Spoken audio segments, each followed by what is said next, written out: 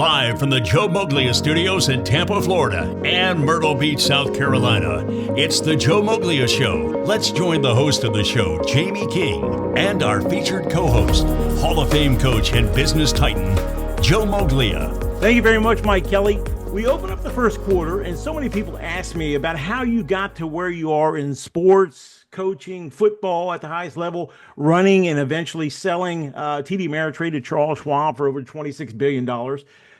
But I want to take today's show, the Easter edition of Joe Moglia Show, to go back in time. And let's go through as quickly as we can. And it's hard to do because there's so much ground to cover.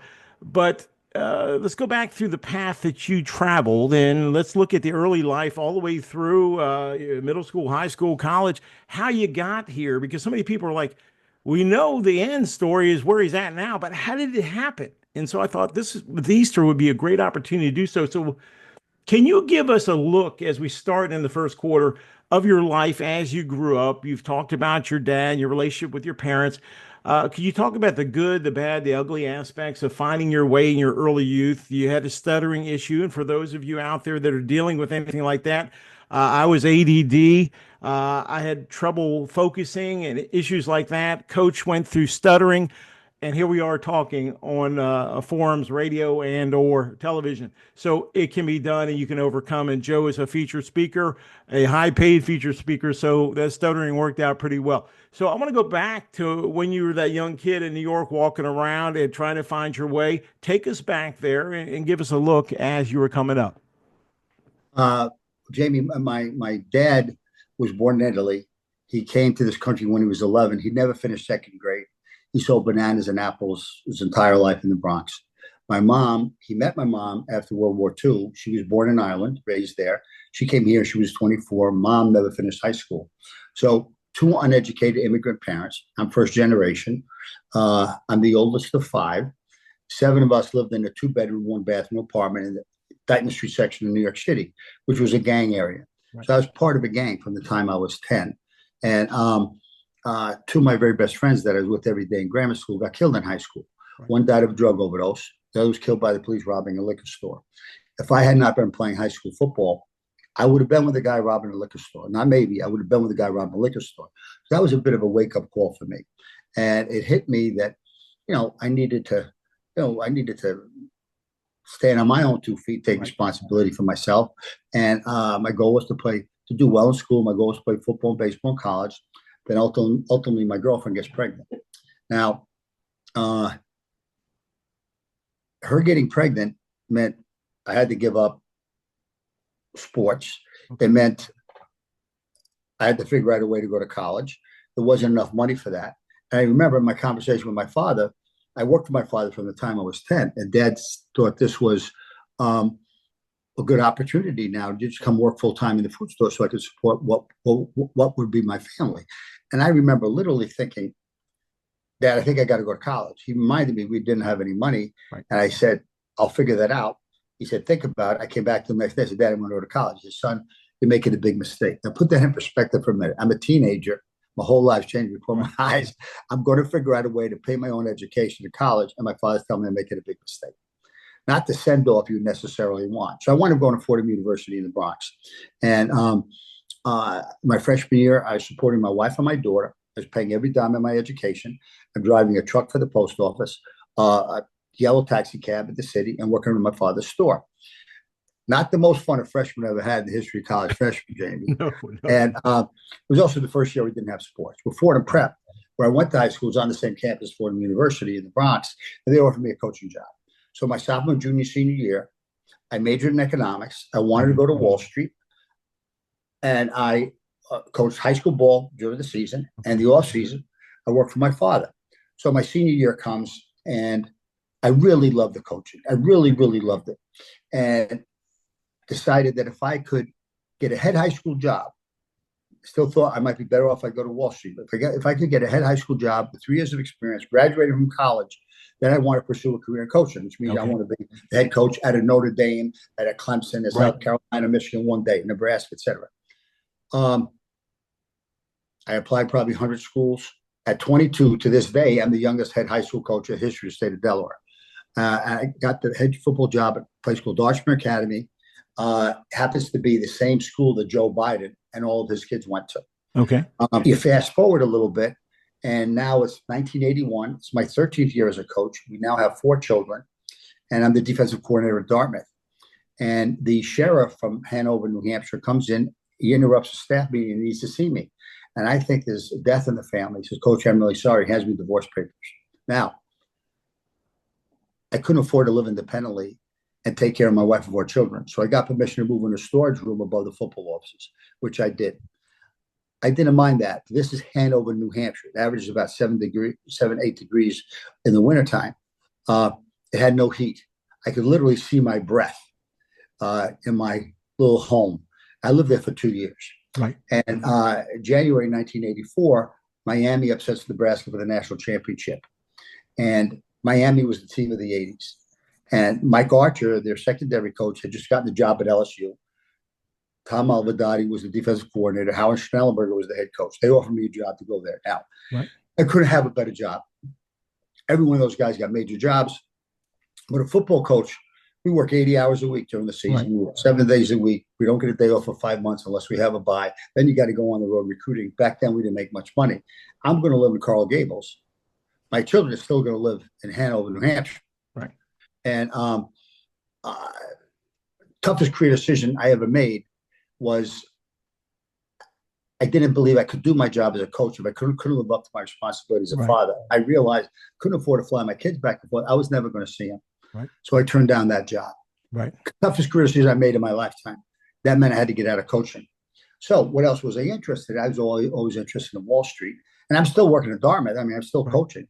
So I think if I could get an institutional level job, which is very different from wealth management or the retail side of the business, I'd begin a career. And I was fortunate enough to get a job at Merrill Lynch. They put me in their MBA training program. There were 26 of us, 25 MBAs from Harvard, Stanford, et cetera, and 1 football coach. And everybody said this football guy's not going to make it here. But I did make it there. Right. And I did do well there. And a few years later, those MBAs were working for me. I had a great career at Merrill Lynch. Very, very proud of that. And after 17 years, I certainly one of the top executives we had in the world. And we had the dot-com boom in the 90s. Then it blew up in March 2000. We had a pretty significant technology recession, March 2000, 2003. In the middle of which we have 9/11. Bottom line, firms like Ameritrade are going out of business. They offered me the job. I decided I'm going to take it. I moved then from New York City to Omaha, Nebraska to take that job. Problem was, I got there and I had done my due diligence and I knew there was a chance we could go out of business, but we really looked like we were going out of business. Right. And but we figured out how to turn that around. I used some of the same concepts in leadership, the same concepts in leadership and band that we talk about all the time. There's exactly the concepts that I had in my personal life, my entire coaching career, the first time around, and second time around, and in my Wall Street career. And we did turn it around. And we became #1 in the world of what we did. In 2008, that includes the financial crisis. We had a 500% return that outperformed every financial firm in the globe. Warren Buffett, Goldman Sachs, JP Morgan, Jamie Dimon, everybody in the globe. And couldn't be more proud of that. Well, I had a couple of potential opportunities that I might have been interested in doing, but my commitment was at Ameritrade. So I decided at the end of 2008, I would step down. The board asked me to be chairman. And I thought if there's something else I might want to do with my life, at least I want to give myself an opportunity to be able to do that. But I didn't know what that was. And I was working from the time I was 10. I'd never been more in demand in my life. Again, it was like Coastal Carolina winning the major national football championship game, but like winning 2 to 3 years in a row. What would happen to our head coach if that happened at Coastal Carolina? Right. Get any job you wanted. That's kind of where I was then on Wall Street. Then I got a call from a group of alumni at Yale telling me that the football job might be open that season. Would I be interested? And I said, guys, I've not coached for 24 years.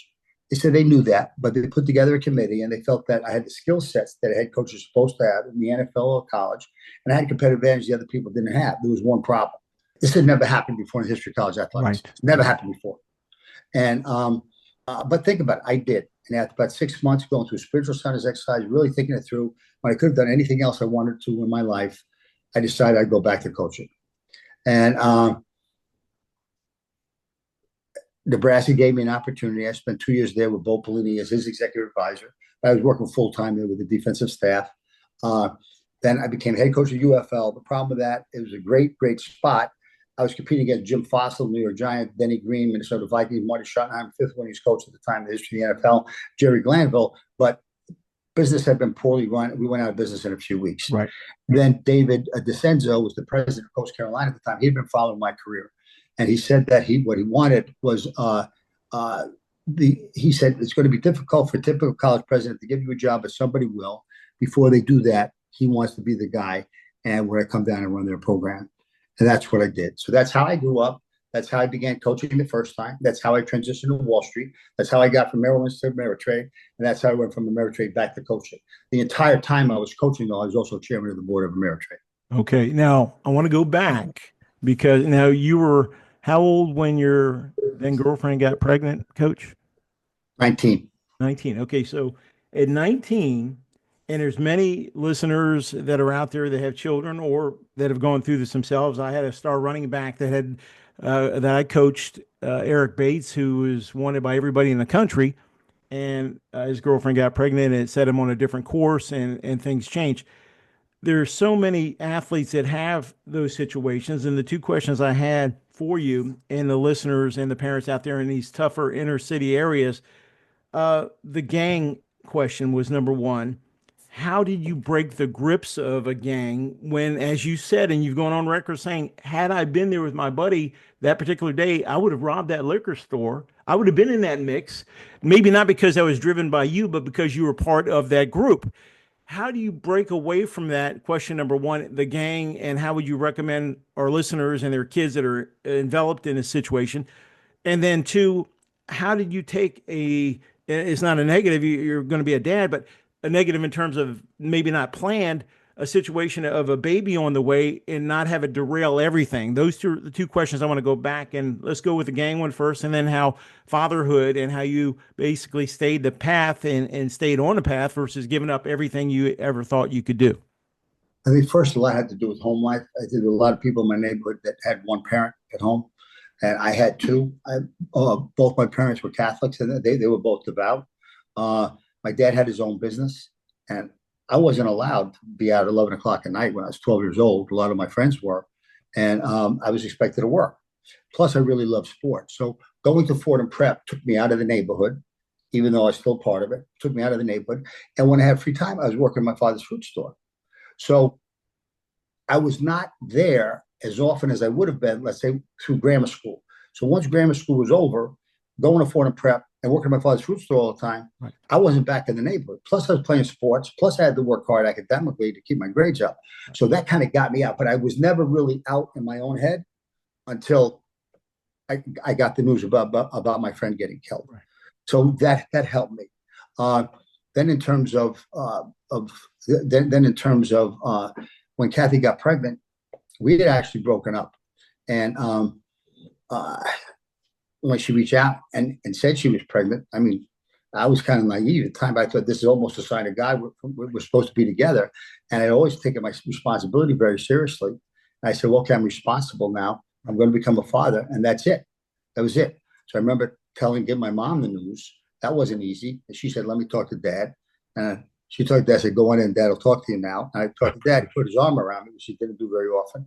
But that's what it was an opportunity for him to get me to the fruit store full time.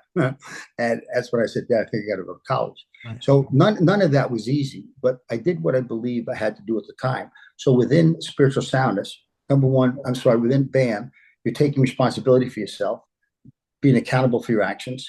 I was doing that. And part of BAM is you got to have the guts to do what you believe is right.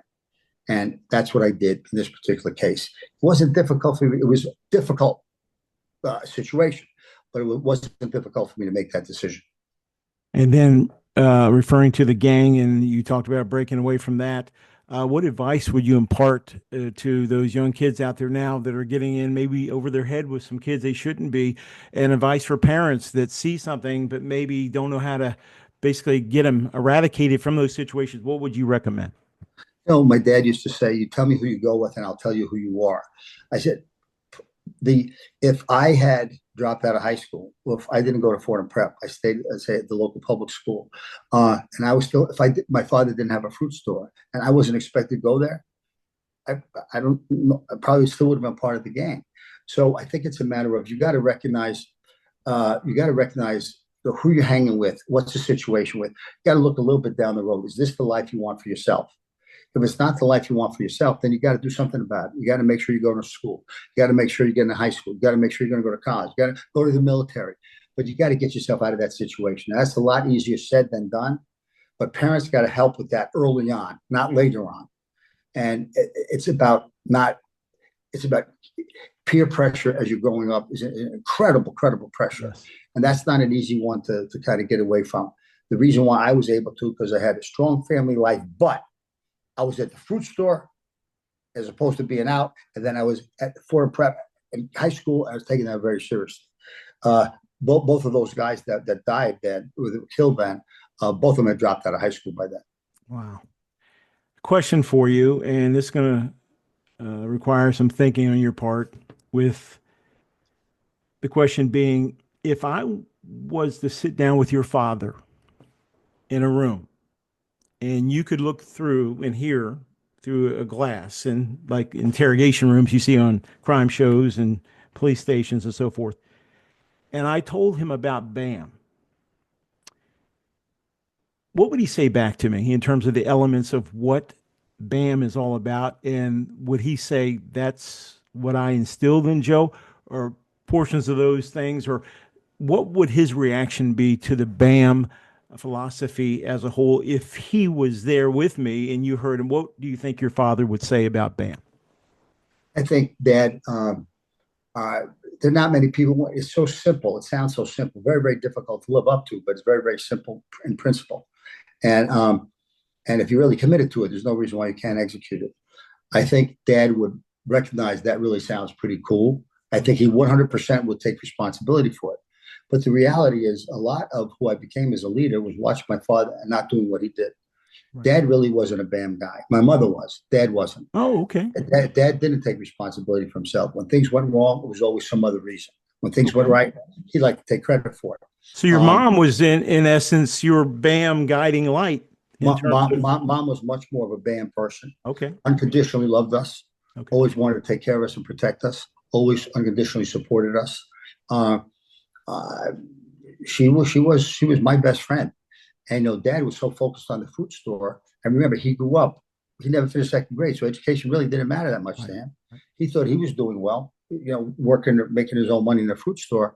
And I think for him, it was. I started working when I was 11. By the way, I started working for him when I was 10.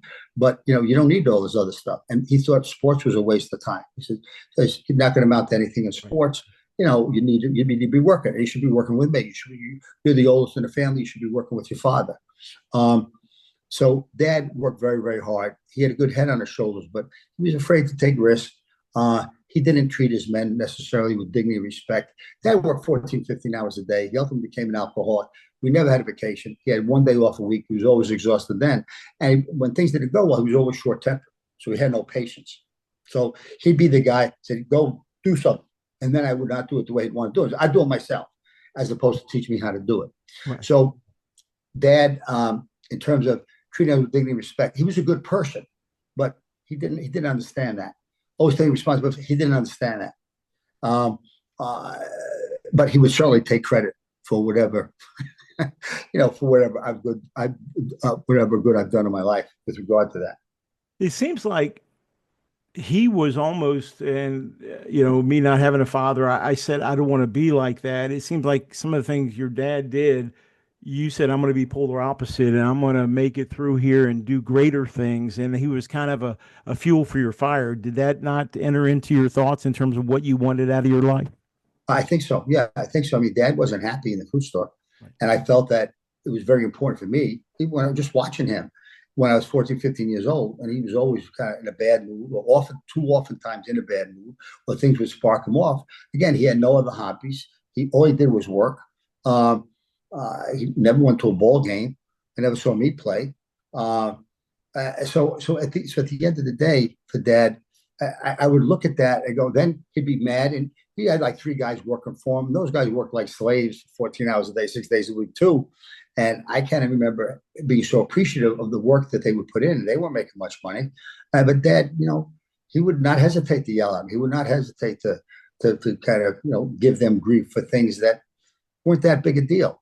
So he'd make a big deal about things that weren't a big deal because I think he was short tempered because he never had a break. He never had an outlet.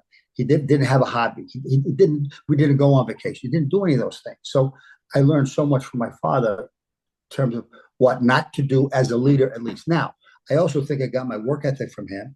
Dad wanted to have the best fruit store in the city. The desire to be the best you can be. I think I got that from my dad. I got my work ethic from my dad. I got my sense of responsibility from my dad.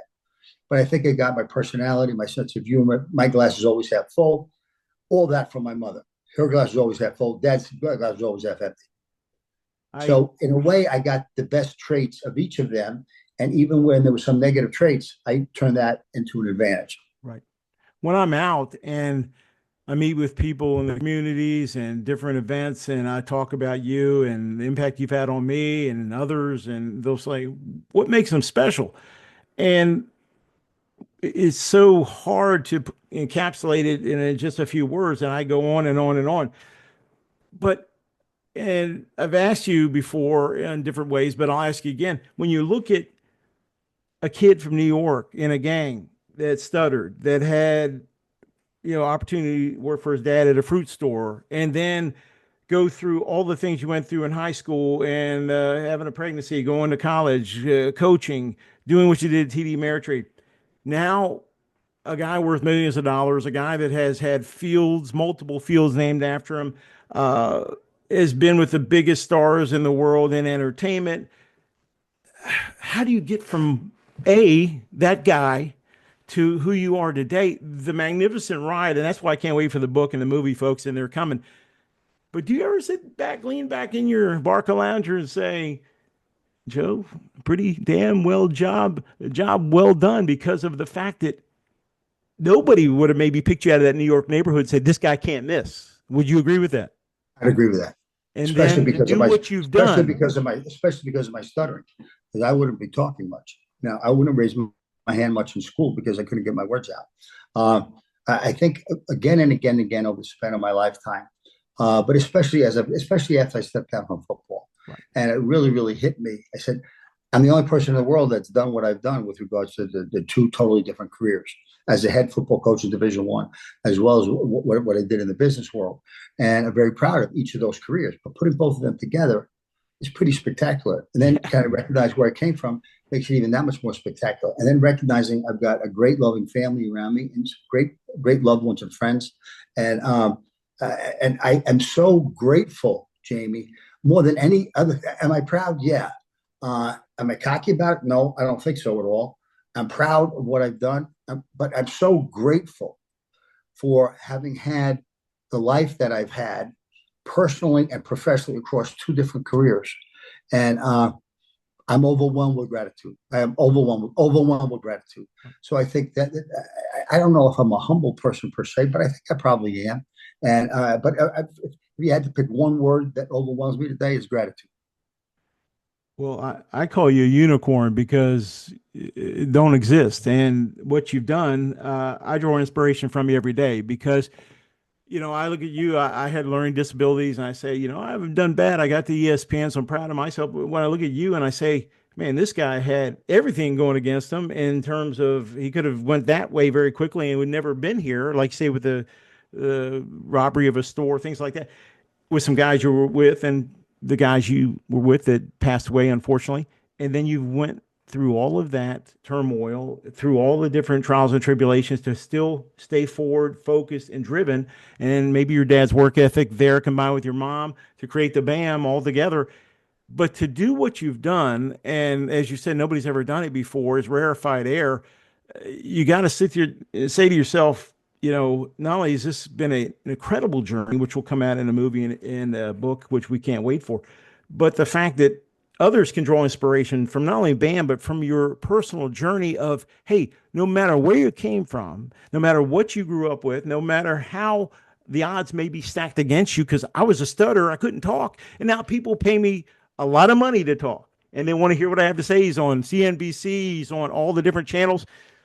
It is an absolute incredible ride to go from there to where you are at.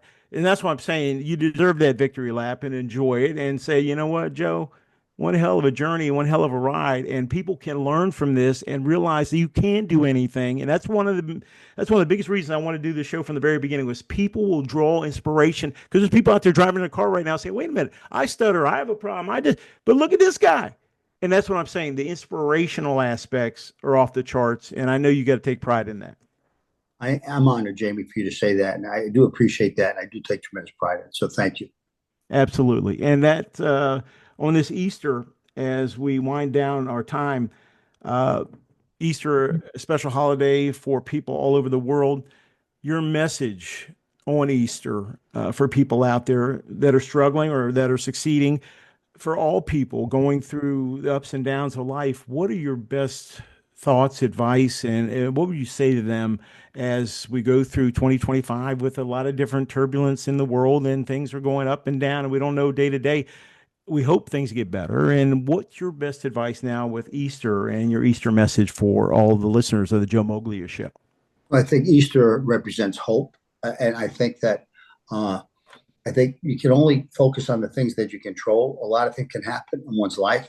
A lot of things can happen in the world. A lot of things can happen with regard to the markets, a team, et cetera, et cetera. But I think at the end of the day, I kind of go back to BAM. I said, if you can really, truly stand on your own 2 feet, take responsibility for yourself. If you make it a point, always to treat others with dignity and respect, treat them the way you want to be treated yourself, and recognize that here's the key, you're going to live with the consequence of your actions. And if you can take that as a leader and bring that to others, I think there's probably not a better foundation upon which you can live your life. And you can incorporate faith into that and so many other different things. But at the end of the day, it's taking responsibility for yourself. It's how you treat other people and recognize there are consequences to anything that you do. And you are a devout family man. Can you speak in our final moments about your family, your message to them, and of course, all the things they mean to you, because we know how at every turn they're always behind you, always supporting you, your love, admiration for your family. Can you put that into words on this Easter holiday? Because hopefully you all will be together, and you do so many things. You went to Ireland recently, all those great things you've done together. Can you talk about your family on this Easter holiday and what your message to them would be? Well, part of my great feeling of gratitude, significant feeling of gratitude is my family. And I have 4 children. I've got 2 stepchildren. I've got 13 grandchildren. I've got a great brother who's still alive. I've got a great sister alive. I've got some great cousins that I'm very, very close to. And I got a circle of loved ones around that. I go back to, I could not be more grateful for that. And I feel really, really good that when I think about my children and I think about how they raise their children, that they do try to live up to BAM. And I do think they being raised on those principles is one of the things that have differentiated them also. And not that they've always had easy goings of it, but I'm proud of each one of them, and I'm grateful to have all of them in my life. The Joe Moglia Show thanks video producer and director, Mr. Rob Matea. On the ESPN audio side, we thank producer Alan Sandman Sandage. The Joe Moglia Show is a production of BAM Leadership Holdings and can be heard on ESPN Sports 106.1. BAM Leadership Holdings would like to remind you to never miss an episode of the Joe Moglia Report. You can now see, hear, and learn all things Joe Moglia related at Moglia.com, ESPN Sports 106.1, and SportsKingRadio.com. We also remind you to be on the lookout for Joe's great articles featured in Forbes and catch Joe's appearances on CNBC. From the Joe Moglia Show studio, I am announcer Mike Kelly, wishing you a great week ahead, and we look forward to you joining us for the next edition of the Joe Moglia Show.